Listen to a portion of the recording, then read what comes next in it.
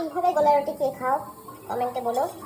এটা হচ্ছে সব মানে কি বলবো সবজি গ্রেড করে ওপর দিয়ে যেটা দেখছো এটা চিজ দেওয়া রয়েছে, গাজর ক্যাপসিকাম পেঁয়াজ দিয়ে জিনিসটাকে আমি এইভাবে মেল্ট করে নিয়ে এই এটা খেতে খুব ভালো লাগে। হালকা একটু চিনি আর একটুখানি লবণ, আর যারা ঝাল খেতে চাও একটু গোলমরিচ দিয়ে দিলে সব দিয়ে, আর কিছু লাগে। আর ঠিক পেছনটা একটুখানি কড়কড়া হবে, ঠিক মানে পিৎজা টাইপের খেতে হয়, বেশ ভালো লাগে মচমচে টাইপের।